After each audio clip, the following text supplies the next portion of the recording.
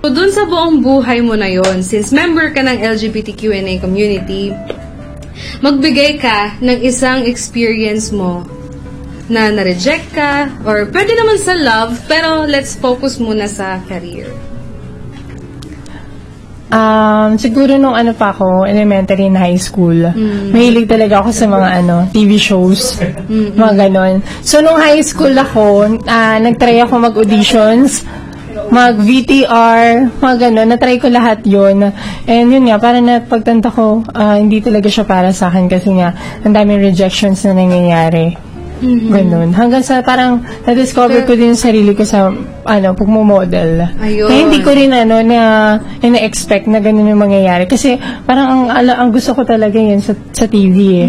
Pero hindi ko na-expect na magmumodel. Ganun. Hindi. Okay. So, ngayon, ano ang advice mo? Ayan, sa kanila. Kapag nakatanggap sila ng rejections, sa tingin mo, ano ba yung mabisang paraan paano nila ito mahahandle?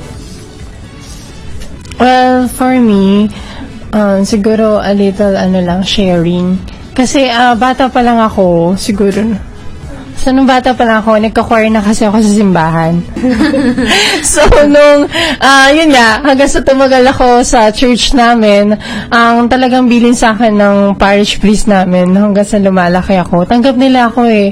Like, the way ako kumilos, the way ako magsalita, kung ano ako, tanggap na tanggap nila ako. Siguro yung rejection talaga, mo na lang siya, i-absorb mo as na lang, parang experience sa buhay na mas lalo mo pang galingan. As yun nga, natutunan ko sa simbahan na yung mga bagay na rejections is part ng buhay lang yan. Siguro nasa sa'yo na lang kung ito-turn mo into positive yung mga bagay na negative. Ayun lang, kasi ako, positive lang, ganun. Alam ko, pag may nangyaring ganito, there's a reason kung bakit siya nangyari, na better.